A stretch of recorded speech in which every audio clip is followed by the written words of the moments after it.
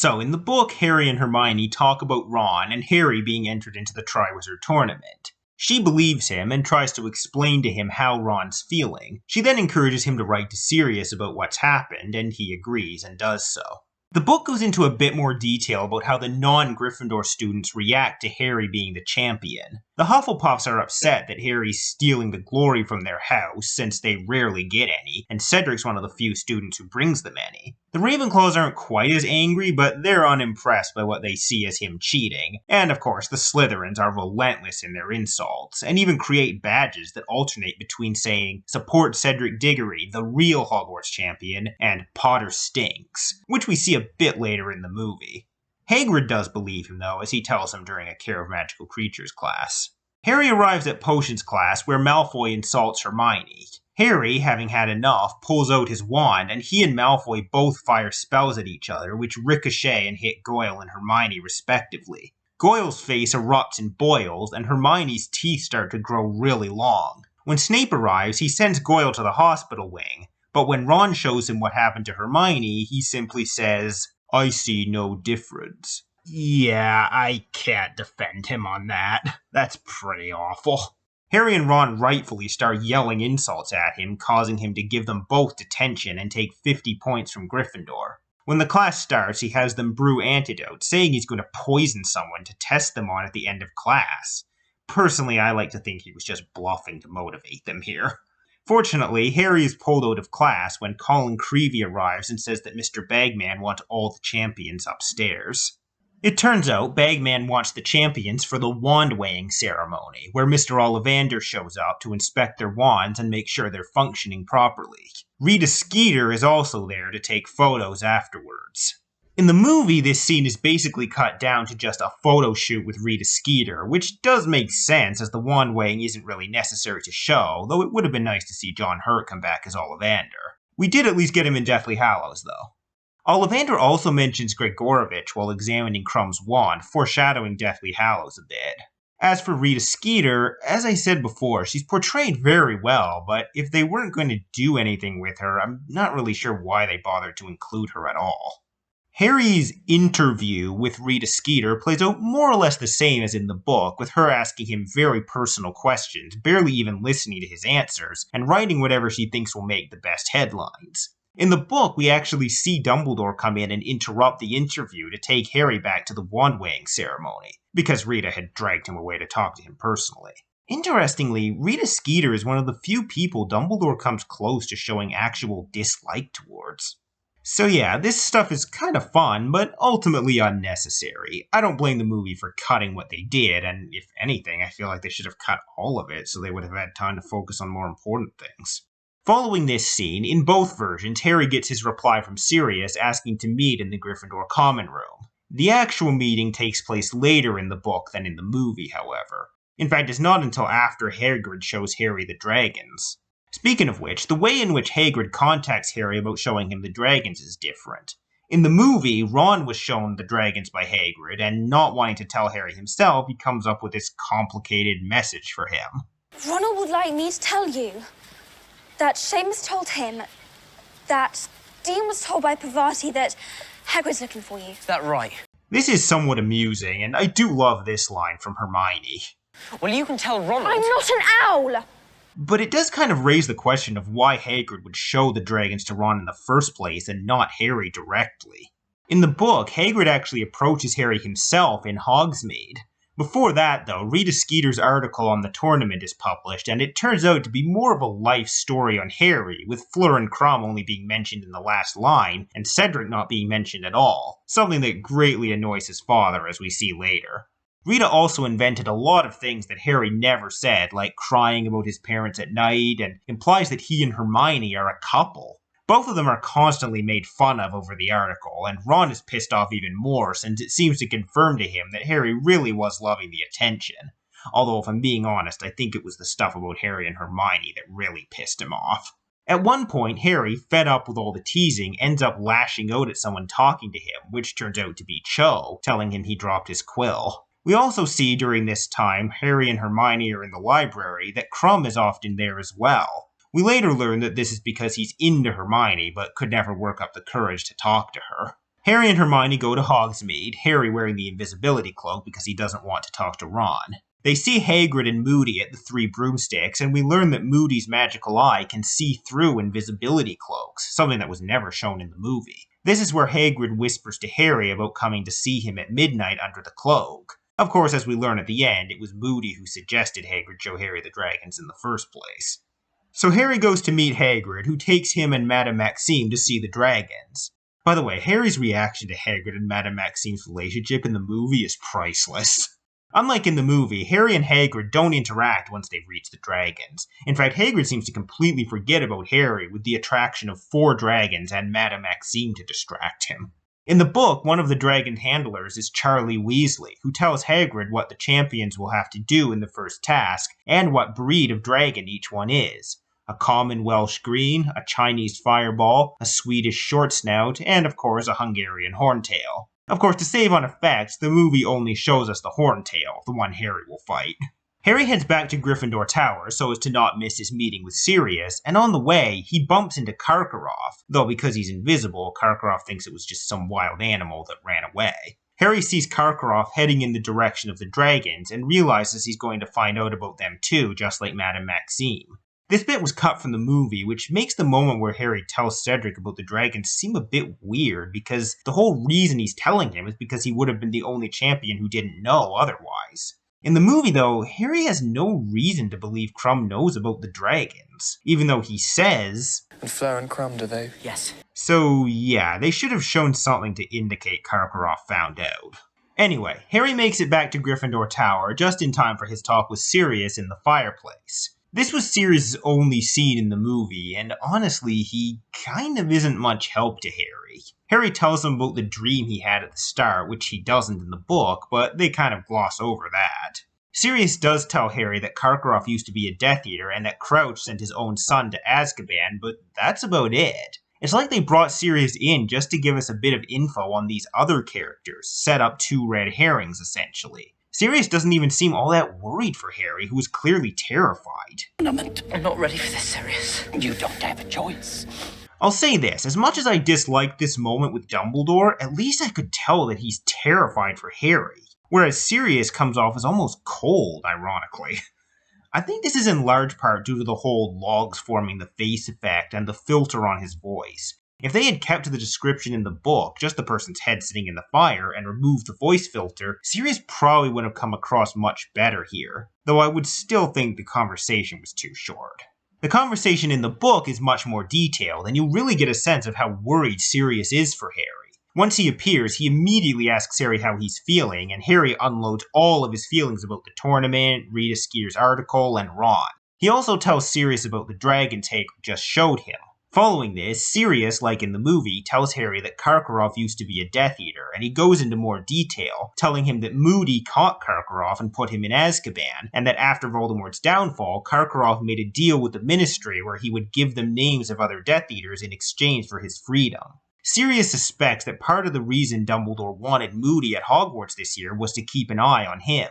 He also suspects that the attack on Moody that night before the school year began was an attempt to stop him getting to Hogwarts, despite Rita's article claiming it was a false alarm. Sirius then tells Harry about Bertha Jorkins, the Ministry witch who's gone missing, and says that she disappeared in Albania, where Voldemort was last rumored to be. He thinks Voldemort may have found out about the tournament from her and sent someone to enter Harry into the tournament in hopes he would be killed.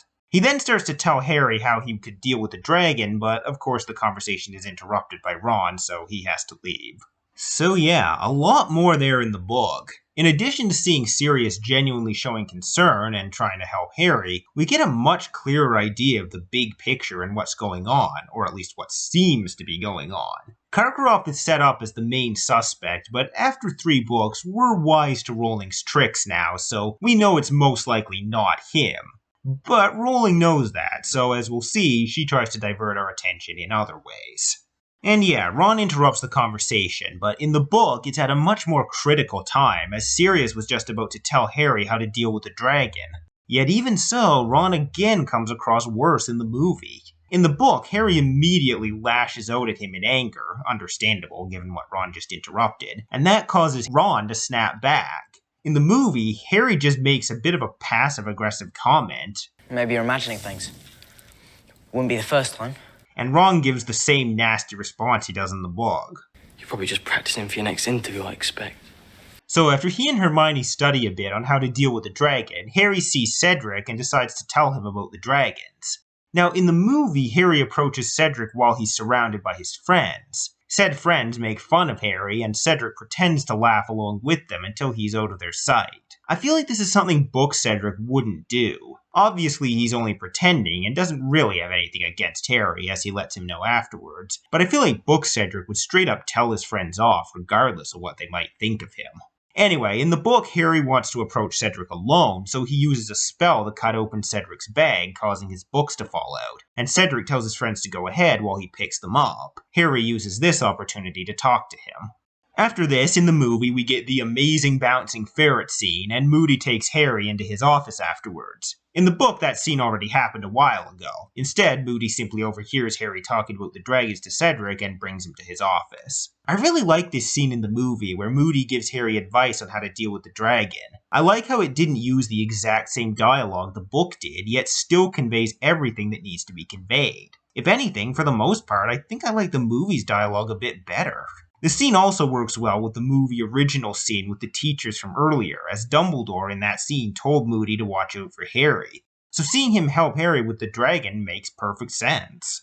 Moody also shows Harry some of his magical instruments for catching dark wizards, like the faux glass, which shows him his enemies when they're close by. In the book, he also shows Harry a secrecy sensor, which detects concealment and lies, though he claims it's no good in school because of all the students lying about why they haven't done their homework. He also has a sneakoscope, which he had to disable because it wouldn't shut up. Well, of course it wouldn't with this imposter around. So after talking to Moody, Harry realizes he needs to use a summoning charm to summon his firebolt to him so he can fly past the dragon. The movie cuts directly to the task itself, but in the book we see Hermione helping Harry to learn the summoning charm first. I don't think this was necessary to show though, and the movie does include this touching moment where the two of them briefly talk about what they practiced, and Hermione hugs Harry. Of course, Rita Skeeter shows up, and this is where, in the movie, she starts to write about Harry and Hermione's supposed romance. In the book, neither Hermione nor Rita even show up at the tent, but I don't really mind this change too much. I really like Crumb telling Rita off here. You have no business here. This tent is for champions and friends. And just the way Hermione looks at Rita is priceless. Also, I love Dumbledore's reaction to seeing Hermione. At last the moment has arrived, a moment only four of you can fully appreciate. What are you doing here, Miss Granger?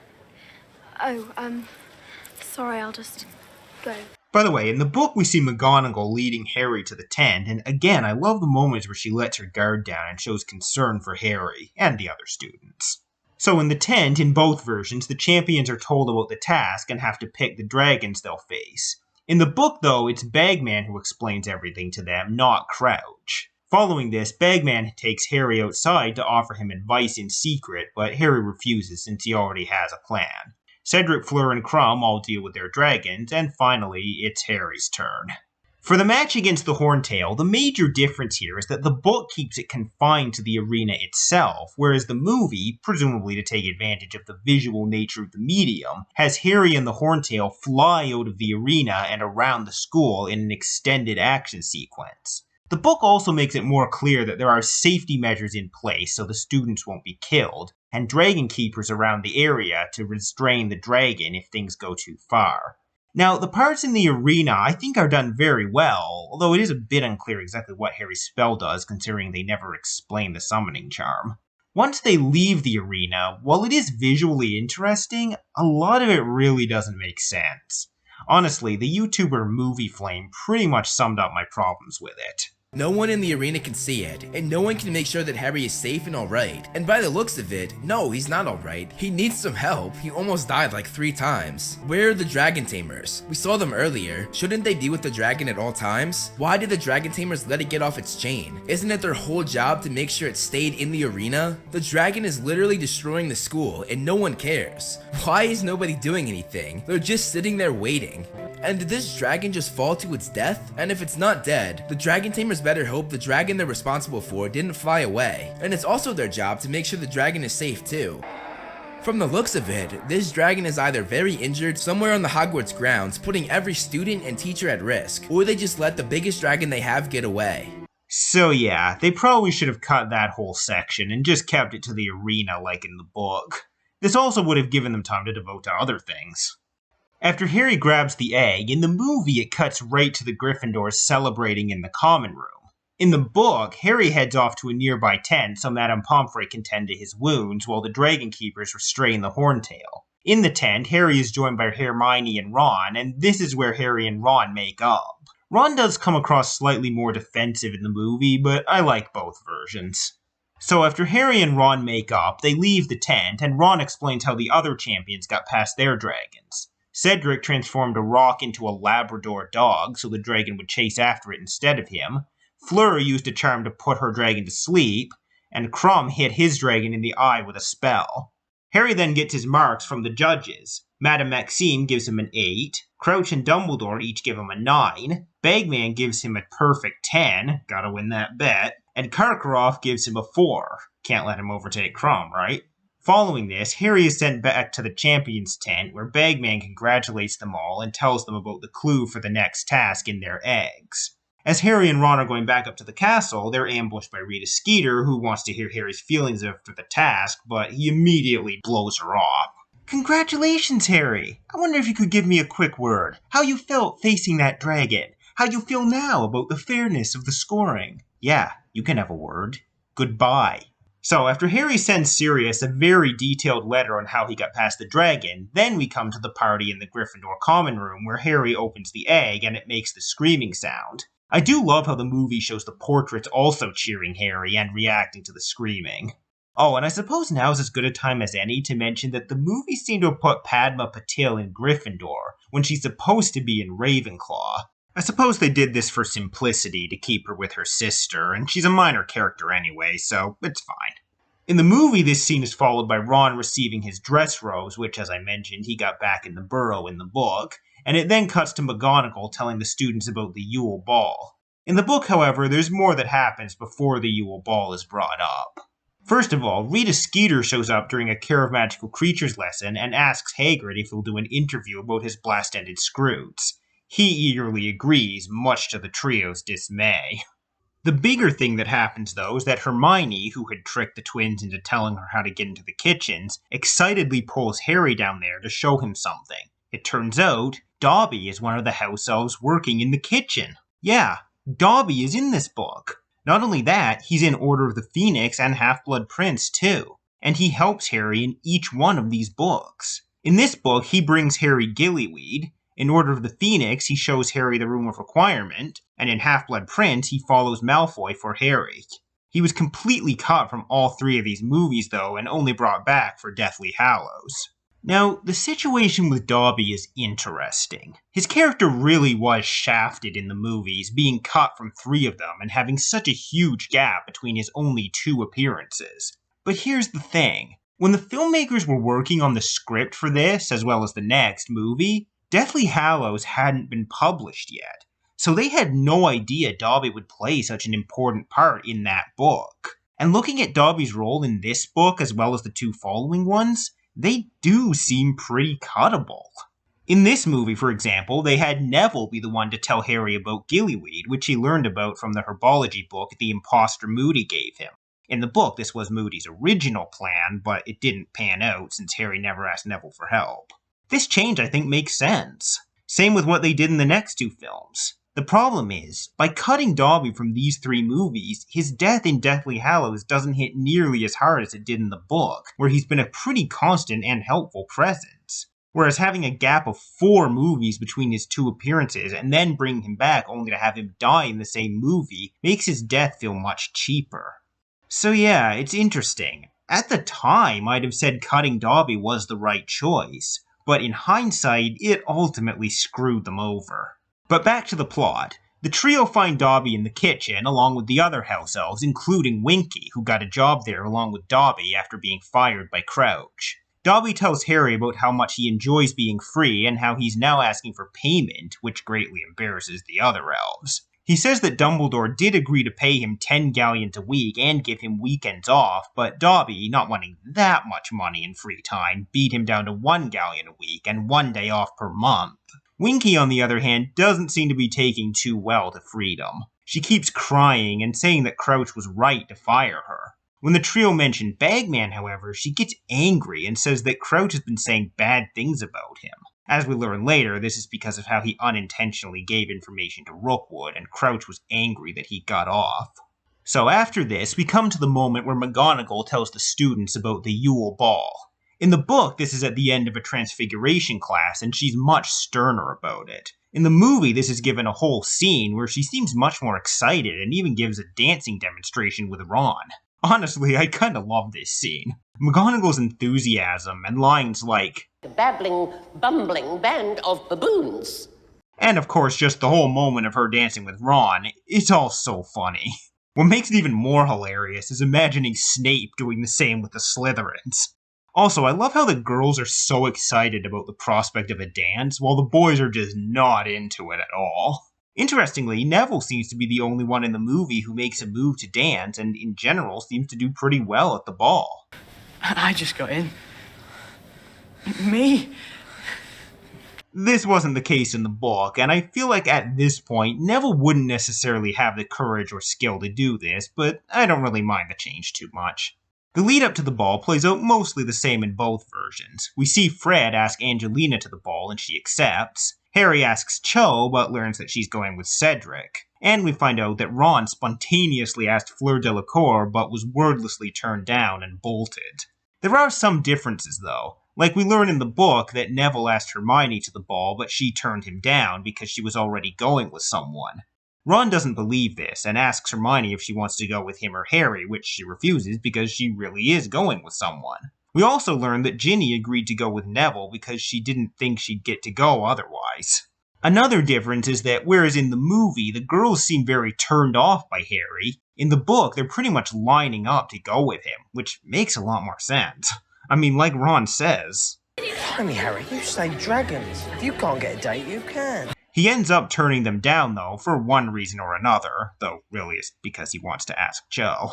Also, in the book, after he learns Cho is going with Cedric, Harry actually becomes very jealous and starts to irrationally dislike Cedric. We do sort of see this in the movie later with how Harry talks to him. How are you? Spectacular. Look, I realise I never really thanked you properly for tipping me off about those dragons. Forget about it. I'm sure you would have done the same for me.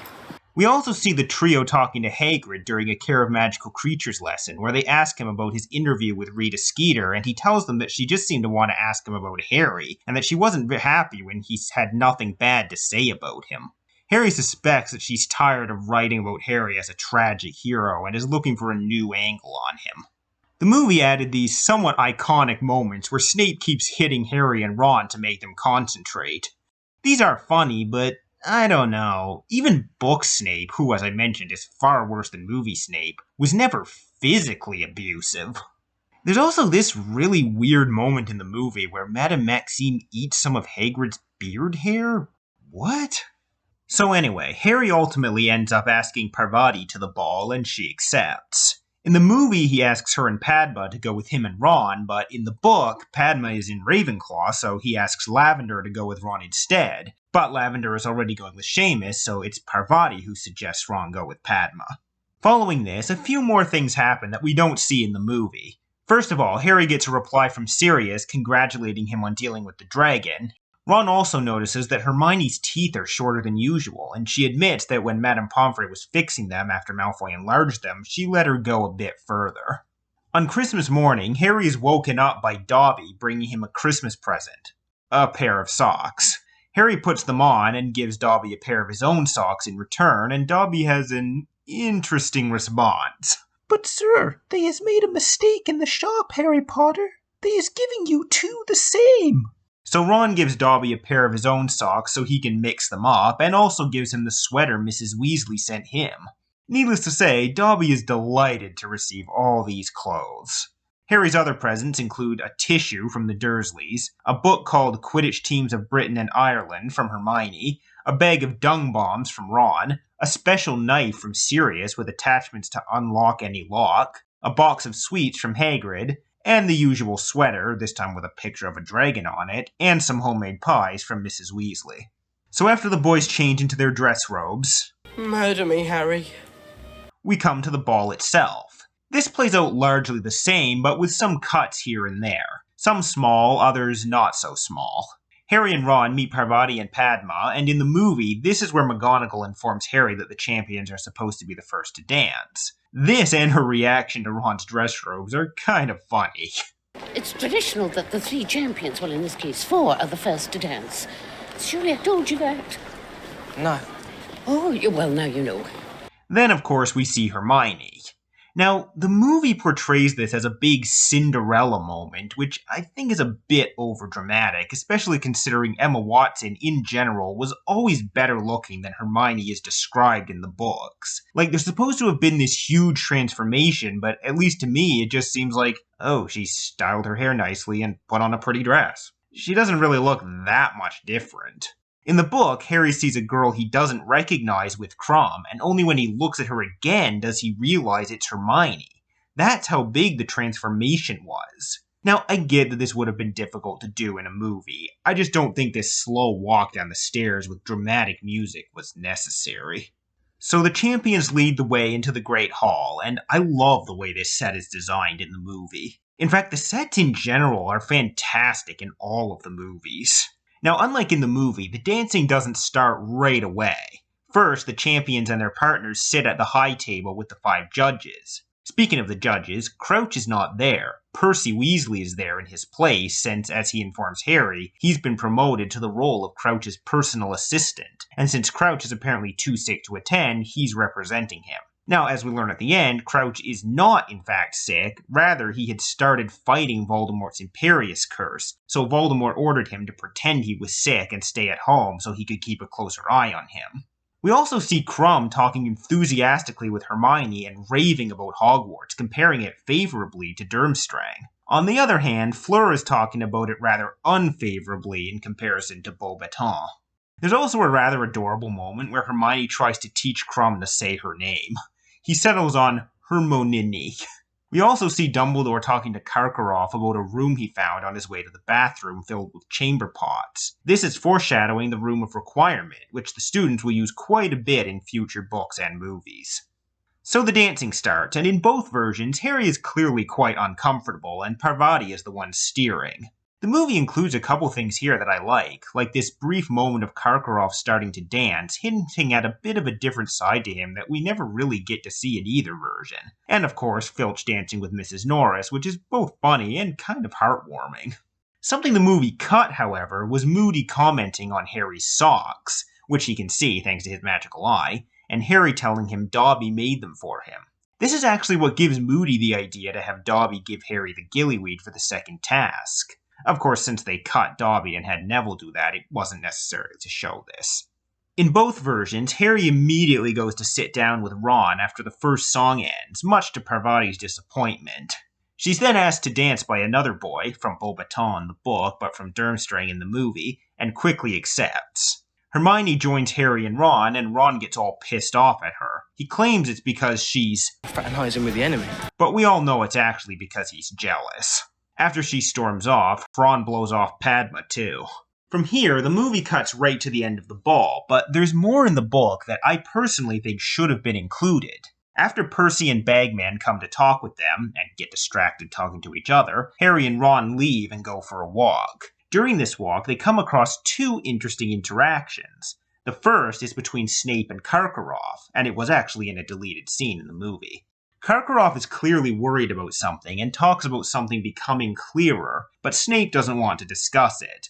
Of course, as we later learn, Karkaroff is talking about the dark mark on his arm becoming clearer, meaning Voldemort is becoming stronger, and Karkaroff is a dead man if he comes back, given how he sold out his comrades. Snape, as a fellow ex-Death Eater, is the only one he can talk to about this, but Snape doesn't want anyone to know he has ties with the Death Eaters, so he's trying to brush Karkaroff off. Harry and Ron do both know that they're speaking in first-name terms, suggesting some familiarity between them.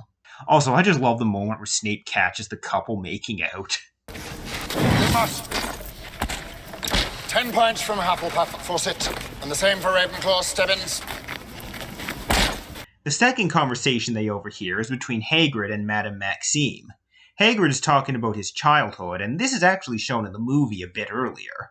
I'd say after my mum. I didn't know her very well. She left when I was about 3. No, not in the maternal sort of her. Broke my dad's heart, though. Do you know, he was a tiny little fella, my dad. I could pick him up at the age of 6 with one hand and put him up in the dresser. And then he died just when I started school. So I sort of had to make my own way, as it were. In the book, however, it goes a bit further, as we learn that Hagrid is in fact half giant on his mother's side. He asks Maxime which side hers is on, and she actually gets really offended. She flat out denies being half giant and insists that she simply has big bones. Obviously, this is a blatant lie, but given the discrimination against non or even half humans, it's somewhat understandable why she wouldn't want to talk about it. She storms off, and Hagrid, heartbroken, returns to his hut.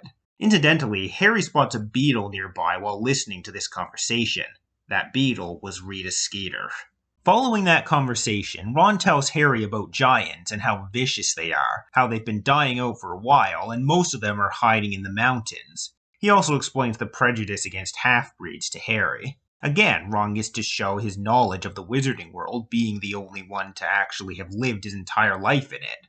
Again, I feel like both of these scenes should have been kept. Learning that Hagrid is half giant, and just learning about giants in general, really fleshes out this world as well as his character. And the scene with Snape and Karkaroff helps fuel the mystery around both of their characters, and plus it's just cool to see two former Death Eaters discussing what Voldemort's return could mean, and see their completely different attitudes about it.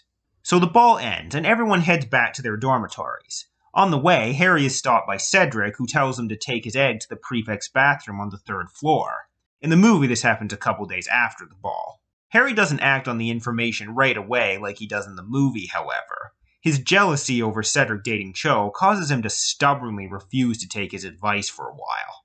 In the Gryffindor common room, Ron and Hermione have this huge argument that we see them having on their way up in the movie. Ron is disparaging Hermione for dating Krum, coming up with reasons it's wrong, which of course aren't the real reason he's upset, and Hermione calls him out on it.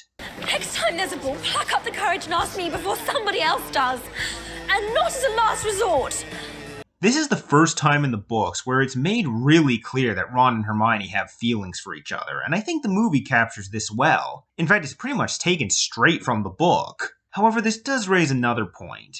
The parts of the books that highlight Ron's flaws, like this one, tend to be adapted pretty straight, whereas the ones that highlight Hermione's flaws are either cut or pushed to the background. The Crookshank Scabbers fight from the last one, for example. So the movie shows Harry having another dream with Voldemort, Wormtail, and Barty Crouch Jr., where he sees the dark mark on Junior's arm. This wasn't in the book. In fact, the whole dark mark on the arm thing isn't even something we learn about until the graveyard.